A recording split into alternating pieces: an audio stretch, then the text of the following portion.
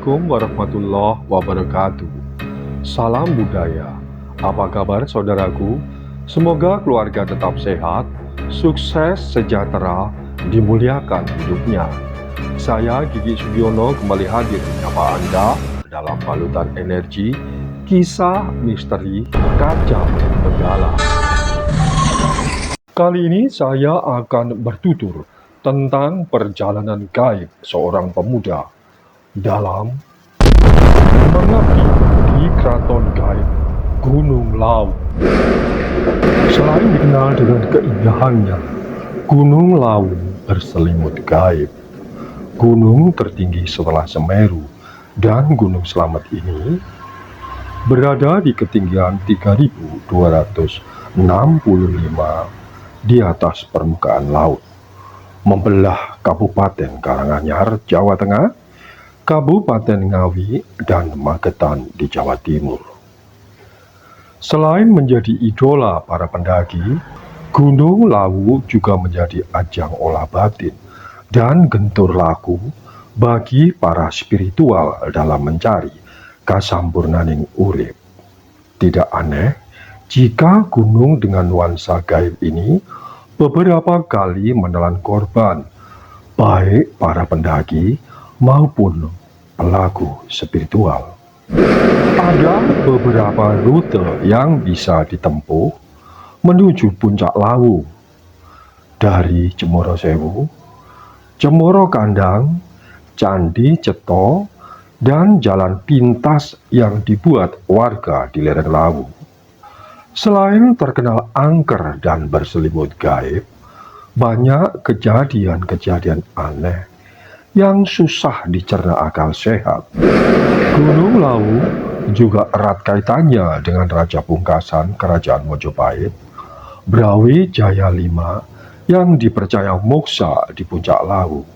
Hal ini wajar sebab antara Mojopahit dan Gunung Lawu memiliki keterkaitan dalam sejarah hidup Prabu Brawijaya V.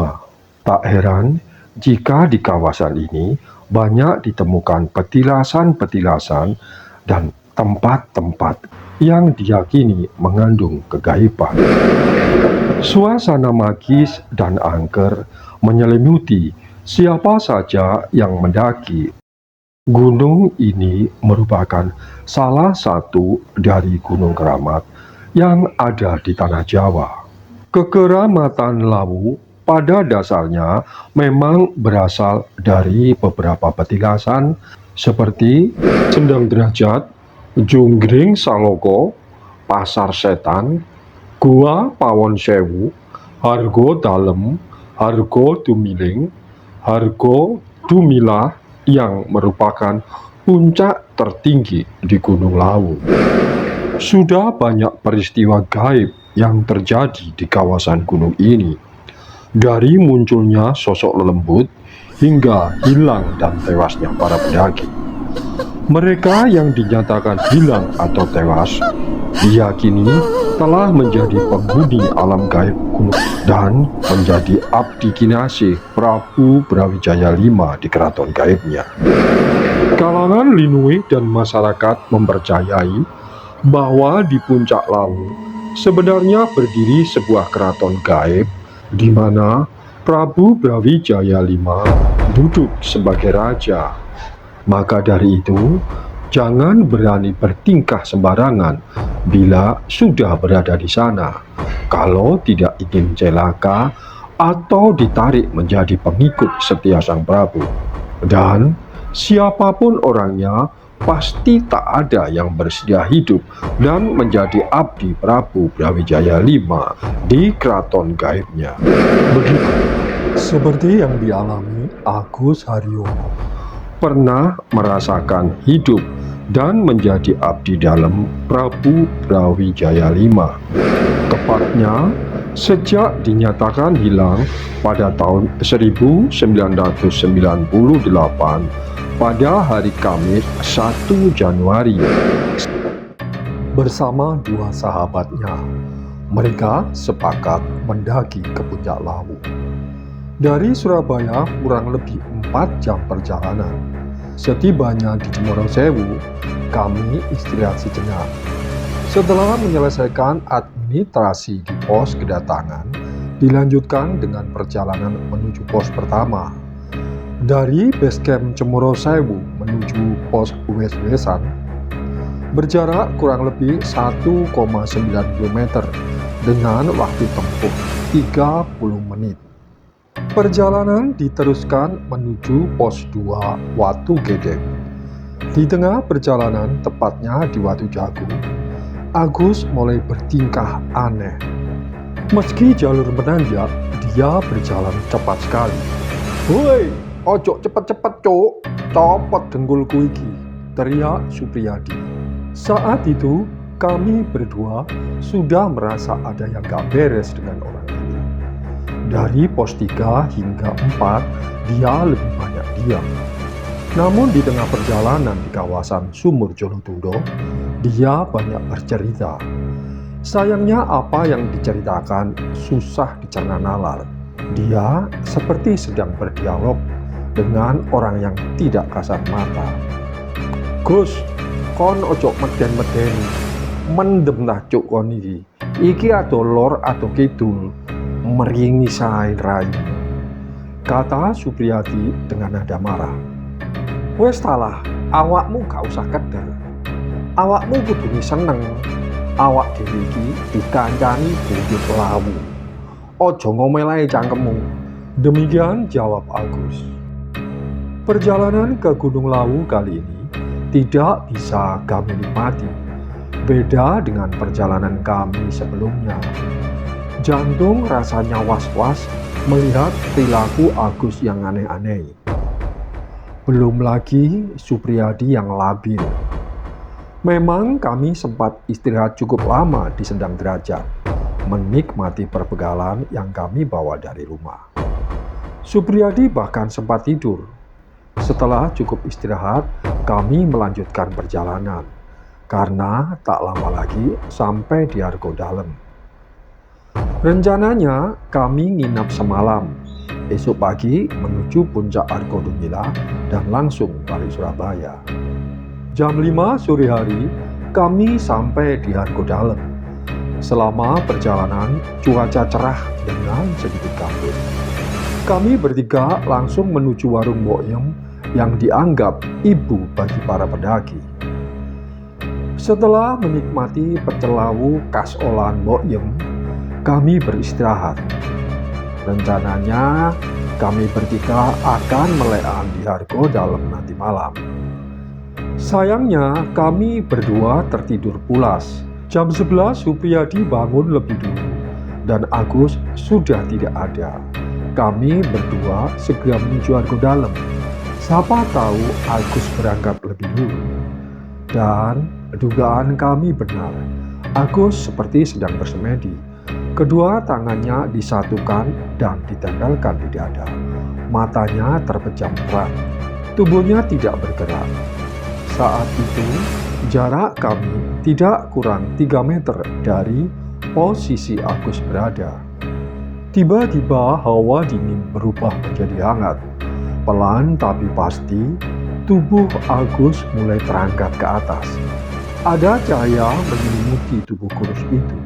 Akhirnya dia jatuh tidak sadar dan diri. Kami berdua panik, tidak bisa berbuat apa-apa. Mulut kami terkunci, tidak mampu berteriak. Saat hendak turun minta pertolongan, tubuh ini seperti melekat dengan bumi. Kami hanya bengong seperti patung.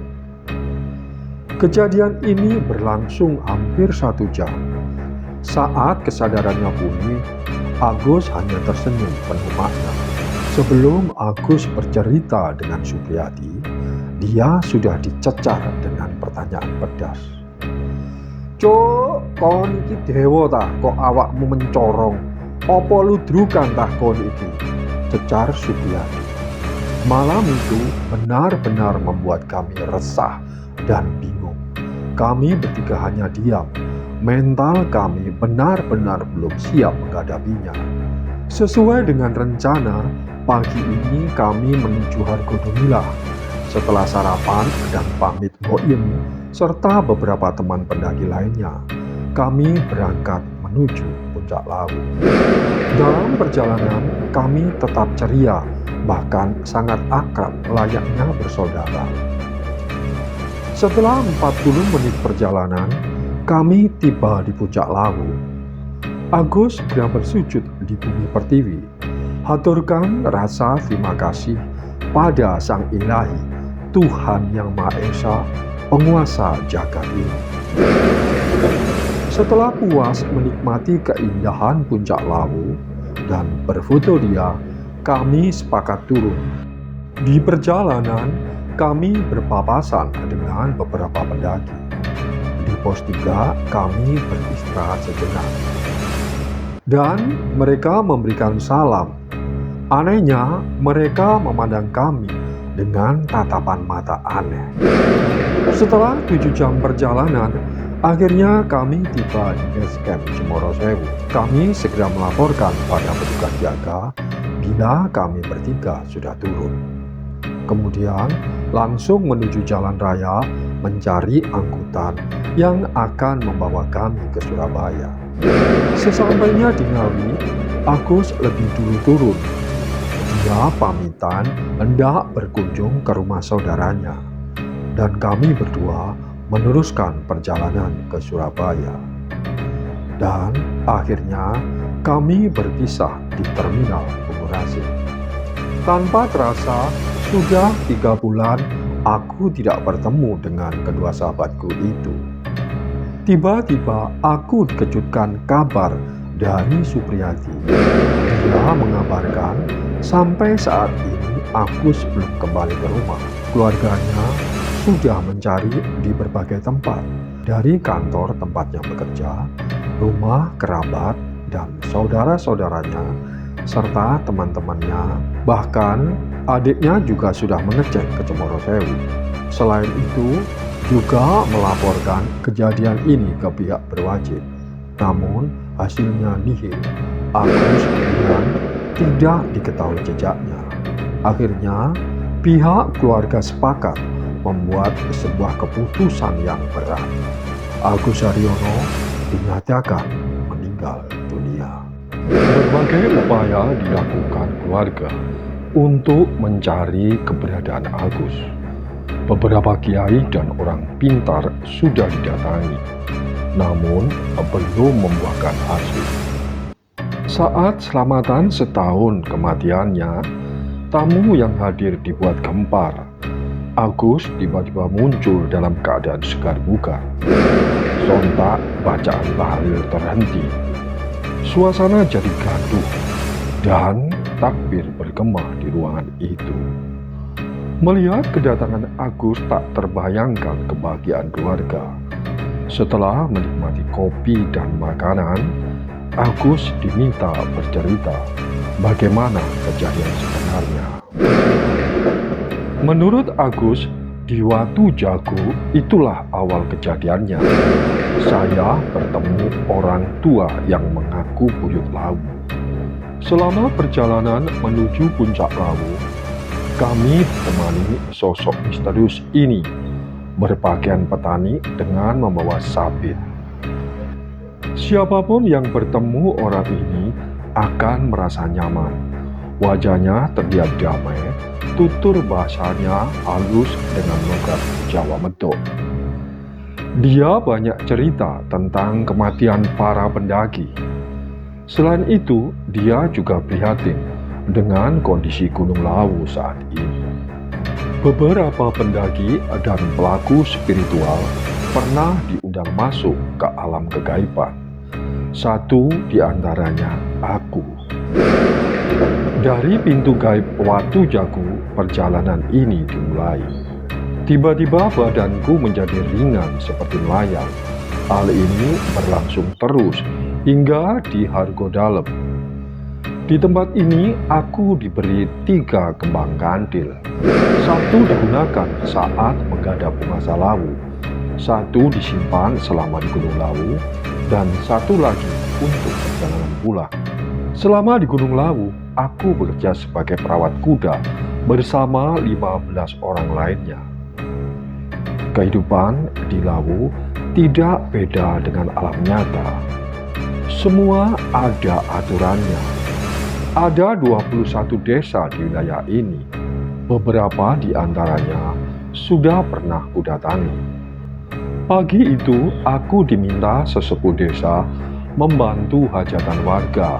Aku bertugas membantu memotong sapi. Anehnya, sapi yang dipotong kepalanya harus tetap utuh. Kemudian dibungkus kain putih dan dipendam di kuburan massal. Entah sebab apa, hewan satu ini punya derajat istimewa dibanding hewan-hewan lainnya. Selama jadi penghuni gaib Gunung Lawu, kedatanganku cukup menarik. Bahkan 3 orang warga desa memintaku dijadikan menantunya. Nah, disinilah konflik bermula. Sebenarnya aku juga tertarik dengan salah satu putri mereka. Namun tanpa diduga, saat hajatan berlangsung, terjadi pertikaian. Mereka bertiga akhirnya ditangkap dan dihukum di lembaga desa.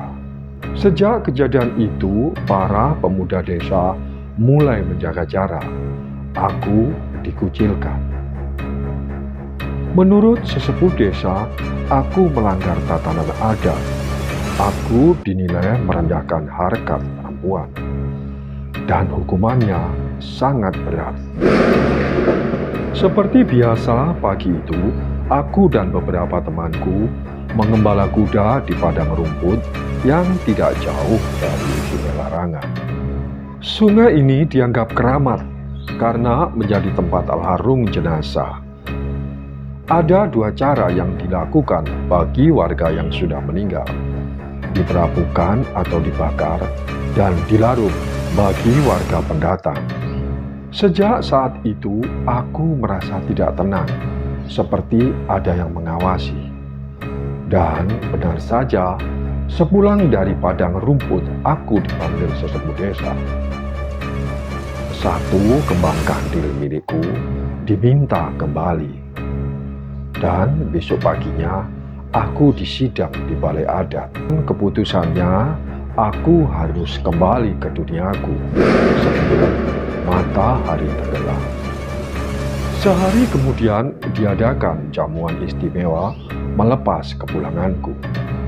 Saat minum air suci Tirta Wening, tubuhku jadi lemas tak bertenaga, seperti orang lumpuh.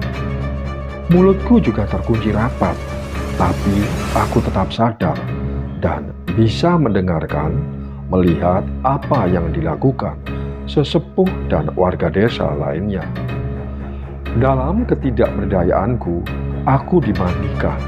Pakaianku diganti dengan baju putih dan didandani rapi, layaknya pengantin baru. Kemudian aku ditidurkan di papan kayu dan ditaburi bunga di sekujur tubuhku.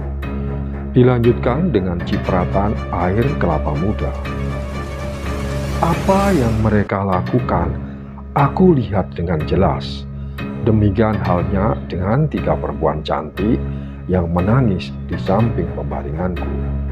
Dan aku baru sadar, ini prosesi larung jenazah. Setelah didoakan, tubuhku digotong rame-rame dibawa menuju kali larangan. Dalam hati aku berucap, mereka sudah menganggap aku mati.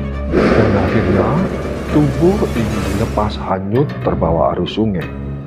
Saat tersadar, papan kayu ini tersangkut di bawah jembatan yang tidak jauh dari rumahku. Selanjutnya, aku berjalan menuju rumahku. Betapa terkejutnya aku, ternyata di rumah ini sedang berlangsung selamatan setahun kematianku. Saudaraku, hidup itu terus berjalan. Tak ubahnya jarum jam yang berputar. Dia akan kembali pada titik awal. Tanam benih kebajikan sebagai bekal keabadian. Saya Gigi Sugiono mohon pamit. Semoga kalian semua tetap sehat, selalu diberkahi Tuhan dalam kemuliaan. Wassalamualaikum warahmatullahi wabarakatuh. Salam budaya.